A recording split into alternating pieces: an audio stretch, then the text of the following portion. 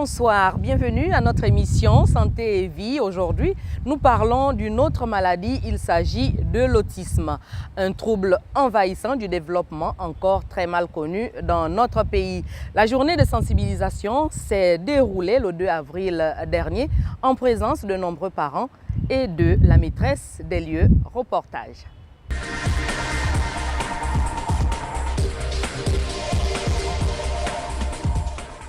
La journée de sensibilisation à l'autisme se tient le 2 avril de chaque année.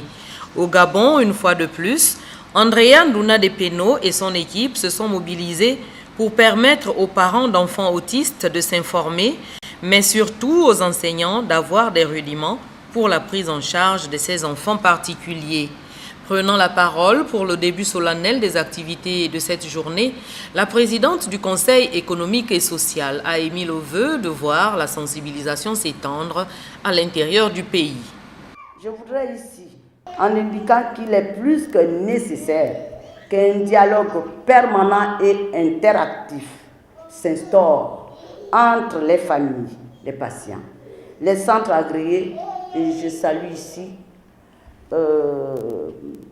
la décision qu'avait prise Feu Edith Bongo Ondimba en créant Horizon Nouveau, qui œuvre vraiment pour ces enfants qui sont handicapés, mais dans tous les domaines, que ce soit la vue, que ce soit l'audition, etc., etc.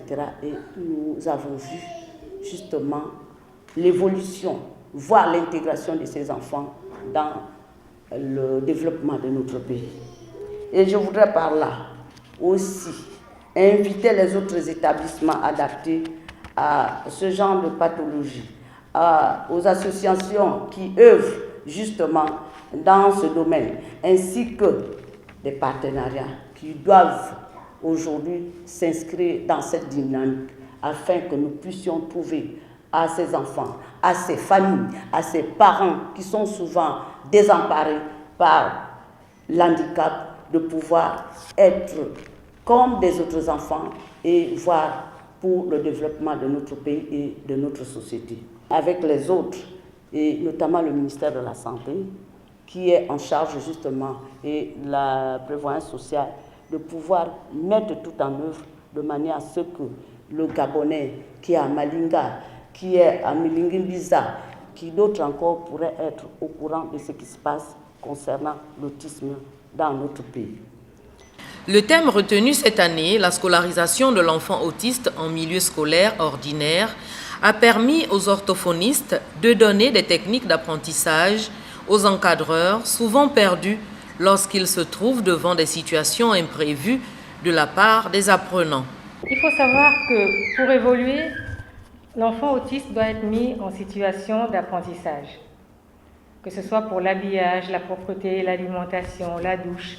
Il faut le mettre en situation d'apprentissage. Il n'apprendra pas par imitation comme font les autres enfants. Et si on ne fait rien, si on ne propose rien, il n'évoluera pas. Il faut donc oser, insister, stimuler. Le but du thème de notre journée n'est pas de faire de la promotion de l'inclusion scolaire. Comme je l'ai dit, tous les enfants autistes ne pourront pas être scolarisés en milieu ordinaire.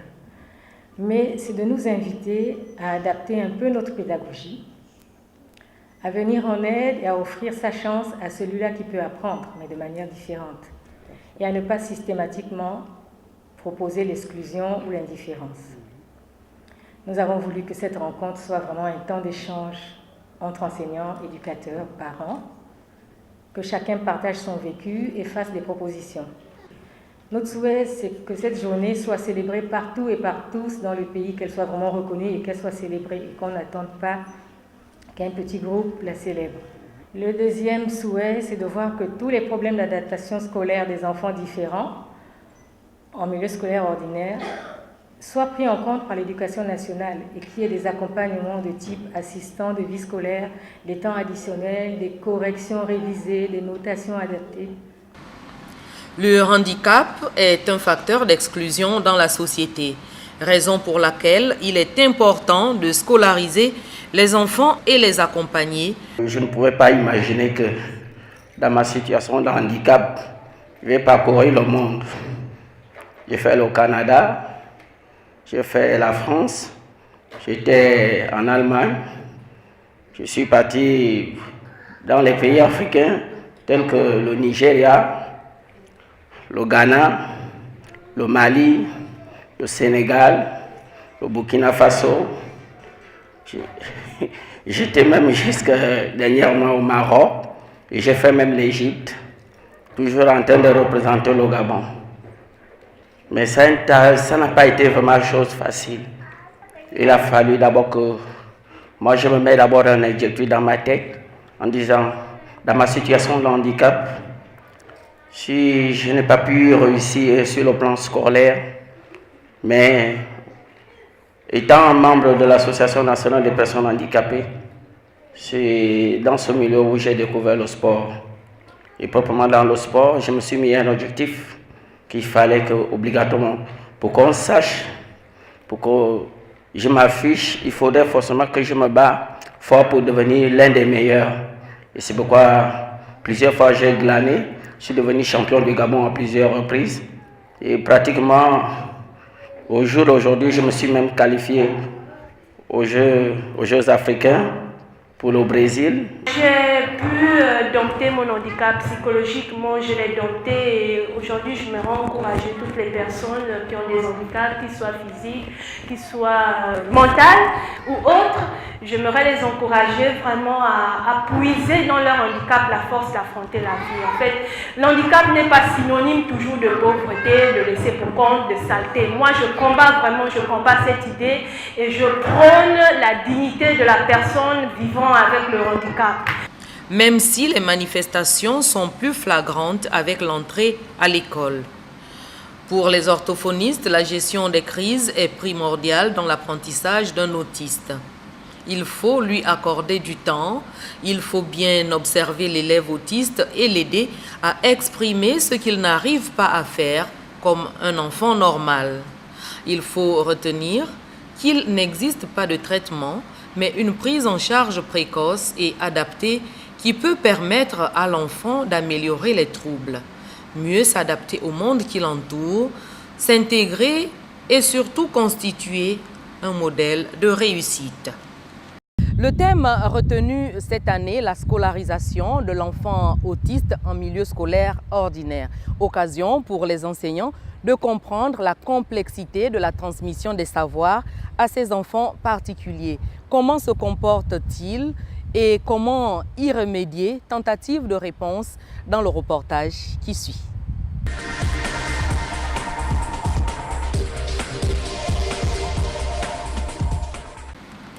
Il ne joue pas avec les autres enfants, il ne parle pas ou répète les mots comme un perroquet, il paraît indifférent aux autres. Il ne craint pas les vrais dangers, il est hyperactif, résiste aux caresses et indique ses besoins avec la main de l'autre. Ce sont autant de signes que l'on observe chez certains enfants. Si dans votre voisinage, un enfant présente ces signes, pas de doute, il s'agit de l'autisme. Il existe différentes formes d'autisme et certains enfants autistes n'ont pas de déficit intellectuel et peuvent être scolarisés normalement et pousser leurs études très loin. Qu'est-ce que c'est que l'autisme? C'est un trouble envahissant du développement qui touche un enfant sur 150 et 3 garçons sur 4. D'origine neurobiologique, il peut s'accompagner, comme je l'ai dit, ou non de déficience mentale. C'est un trouble qui persiste toute la vie, mais les signes caractéristiques sont visibles avant l'âge de 3 ans. En général, c'est à 3 ans qu'ils sont décelés par les écoles et envoyés. Mais il y a des signes précurseurs qu'on peut voir avant cet âge. Ces signes, ce sont les difficultés à établir des relations sociales, des difficultés de communication aussi bien verbales que non verbales, des difficultés dans les changements de routine d'un comportement stéréotypé et restreint. Donc on verra des enfants autistes qui parlent normalement, mais qui sont autistes, d'autres qui le feront après un grand retard de langage et qui parleront vers l'âge de 6 ans ou 7 ans, d'autres qui ne parleront pas du tout et qui n'auront même aucune envie de communiquer, même par geste. Certains vont sembler indifférents aux autres, à toutes les sollicitations et vont rester centrés sur eux-mêmes. Au niveau des compétences cognitives, elles seront limitées chez certains, et ceux-là sont classés dans les handicapés mentaux. Elles seront présentes chez d'autres, mais ne vont pas s'exprimer correctement. Et donc ceux-là ont besoin d'aide pour les emmener à mieux s'exprimer. Et elles seront satisfaisantes et souvent excellentes chez certains, qui vont très très haut avec des dons. Il est donc nécessaire que des techniques d'apprentissage spécifiques soient utilisées pour l'encadrement de ces enfants particuliers. On constate qu'il est animé d'une crise et on lui dit, bon, on va appeler les parents, aussitôt, il se calme. Souvent, c'est ces paradoxes-là qu'on ne comprend pas. Et les autres, ceux qui sont calmes, et quand ils veulent travailler, ils travaillent. Quand ils ne veulent pas, ils dorment. Et des fois, moi, je demande souvent aux enseignants de les laisser dormir pendant un temps. Et quand ils se réveillent,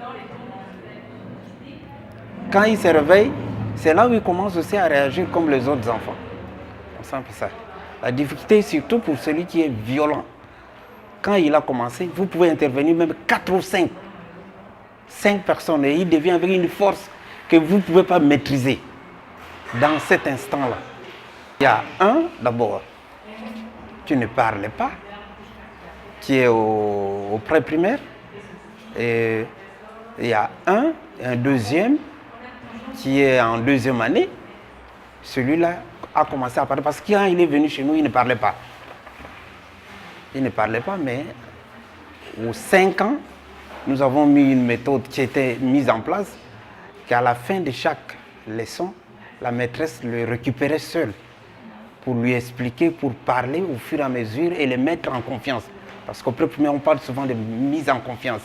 En les mettant en confiance, en mettant des objets que les autres ont utilisés le matin, on met ça aussi sur son banc, des papiers, des crayons de couleur, et ça stimulait son langage jusqu'à ce qu'il a commencé à parler, et maintenant il est en deuxième année. Et là, quand bien même en deuxième année, quand vous posez une question d'ensemble, il ne répond jamais.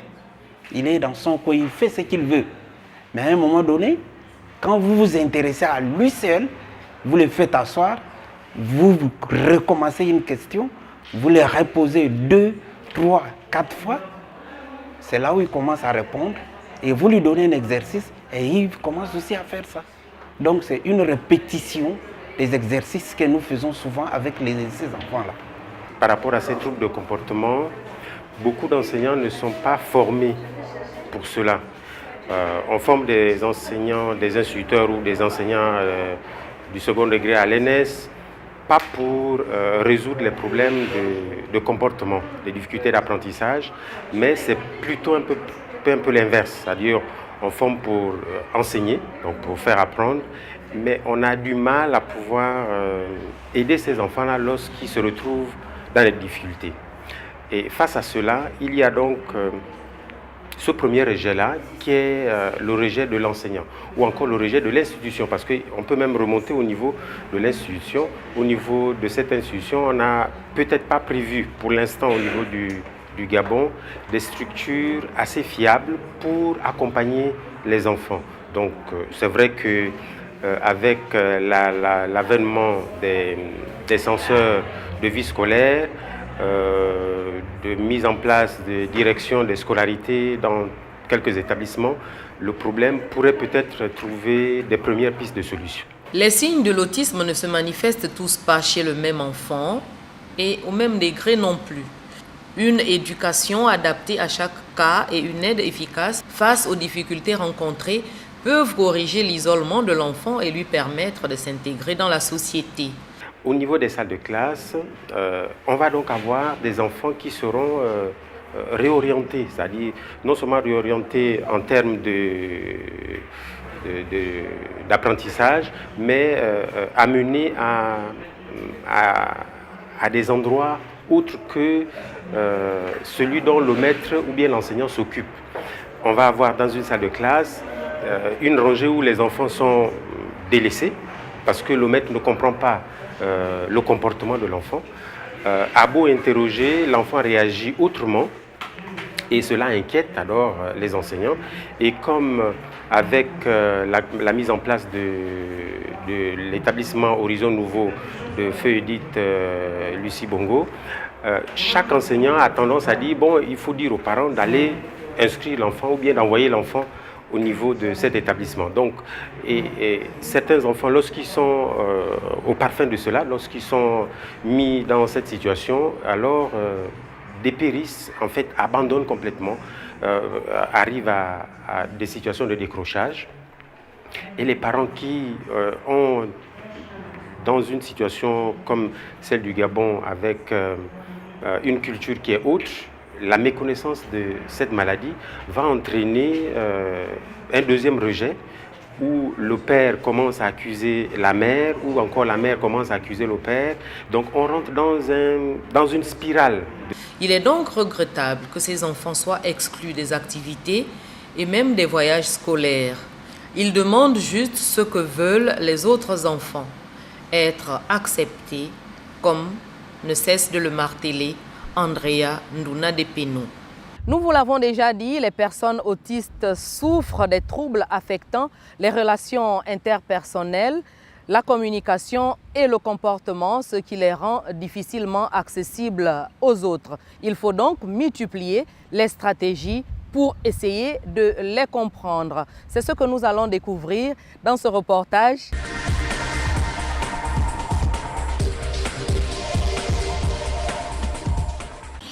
L'autisme n'est ni une maladie psychologique, ni une affection psychiatrique. Il est donc hors de question de penser à la folie. L'enfant autiste établit difficilement le contact visuel, il préfère s'isoler. Les parents sont généralement les premières personnes à observer les symptômes. Un enfant autiste peut se développer normalement, puis se replier sur lui-même. L'enfant est dans une recherche d'affection. Et cette recherche d'affection va donc causer des difficultés d'apprentissage. Tant qu'il ne se retrouve pas, tant qu'il n'est pas entouré, que ce soit au niveau de la famille, que ce soit au niveau de l'école, tant qu'il n'est pas entouré, en fait, l'enfant est esselé. Donc, du coup, dans la même projection, le parent va donc se retrouver... l'enfant va donc se retrouver exclu et le parent trouve des raisons. C'est-à-dire, on peut avoir des raisons culturelles comme on peut avoir des raisons mondaines de l'heure actuelle. Mais dans notre optique, c'est-à-dire avec des séminaires ou des situations de sensibilisation, en fait, les parents devaient dire que c'est des situations qui arrivent, c'est pas prémédité, c'est pas héréditaire, mais c'est une situation anormale qui atteint le système nerveux et qui fait que l'enfant se retrouve dans une situation telle que les difficultés de locomotion, les difficultés d'apprentissage, et il faut donc renforcer cette affectivité-là autour de l'enfant et peut-être être orienté vers des spécialistes qui pourront mieux outiller la famille ou le parent à pouvoir prendre en charge cet enfant. Le plus souvent, il ne répond pas quand on l'appelle. Les troubles de la communication liés à l'autisme font que cet enfant ne parle pas ou alors il parle de manière étrange. Une situation imprévisible qui le dérange peut provoquer une réaction d'angoisse, de panique, de colère ou même d'agressivité. La première situation, c'est reprendre le calme. C'est vrai que dans des situations de pression ou bien de maladie au niveau, avec un enfant dans la famille, on est perturbé, on ne sait pas où aller. Lorsqu'on n'a pas quelqu'un qui nous aide, alors on est prêt à tout. On peut choisir, peu importe la solution, que ce soit dans le contexte culturel, en allant vers nos premiers médecins. On est africain d'abord, donc ce qu'on appelle aujourd'hui les tradis praticiens, mais avant on les appelait des ngangas. Que ce soit au niveau des églises qui sont en train de mettre en place aussi un système d'accompagnement, le parent se retrouve pratiquement départagé en deux. Donc la première chose à faire, c'est se remettre en cause, c'est-à-dire se calmer et essayer d'aller plutôt vers des spécialistes cliniciens. La deuxième situation, c'est d'apprécier l'enfant et de pouvoir lui confier des tâches, non pas en comparant avec les autres enfants, mais des tâches simples. Parce que quand vous n'avez pas de moyens, parce qu'après, on va avoir un problème de prise en charge, la CNAM ne prend pas en charge pour l'instant totalement, de problèmes de fonds, parce que beaucoup de familles sont un peu démunies. Donc il faudrait alors essayer de parler, soit avec les enseignants, donc avoir un contact direct, quotidien, et en même temps donner des tâches qui sont spécifiques à l'enfant. Pour réagir correctement ou développer une stratégie efficace face au comportement d'un enfant autiste, il faut essayer de cerner l'origine du problème ou le facteur déclencheur. Une tâche qu'un enfant normal peut résoudre ou bien établir ou bien faire en 5 minutes, chez un enfant autiste, on essaiera d'attendre 15 minutes. Donc il faut être patient. Vous donnez une consigne maintenant, mais l'enfant est en train de courir, donc il faut éviter d'être agressif soi-même. Parce que l'agressivité du parent va entraîner la peur chez l'enfant et il se remet dans un coin, il se renferme. Donc cette situation va encore doubler son émotion et va se retrouver dans une perturbation dont le parent ne peut plus. Donc le parent se sent complètement abandonné. Donc c'est le calme, c'est la revisitation de toutes les autres actions qui amènent à une certaine affectivité pour que l'enfant se sente complètement accepté. Et après, essayer de réduire les tâches pour les séquencer en plusieurs situations, en plusieurs temps, pour permettre à cet enfant-là d'essayer d'apprendre. Mais le spécialiste est vraiment souhaité dans ce genre de situation, quand les parents ne peuvent plus, parce qu'à la fin, personne ne veut prendre la responsabilité. Et quand personne ne veut prendre la responsabilité, ça devient difficile pour l'enfant d'apprendre, parce qu'il est rejeté à l'école, il est rejeté par l'enseignant, et les parents s'entre-déchirent, alors l'enfant se retrouve seul. Donc là, ça crée plus de situations. Des différentes stratégies que les spécialistes ont tenté d'inculquer aux encadreurs pendant cette journée de sensibilisation. Une consigne à respecter tout de même: aimons ces enfants particuliers malgré leur handicap. Mesdames, Messieurs, nous sommes arrivés au terme de cette émission. Nous avons parlé de l'autisme. Nous espérons que les informations qui vous ont été apportées ici vous seront utiles. Merci pour votre présence. À très bientôt sur Gabon Télévision pour un autre numéro de l'émission Santé et Vie.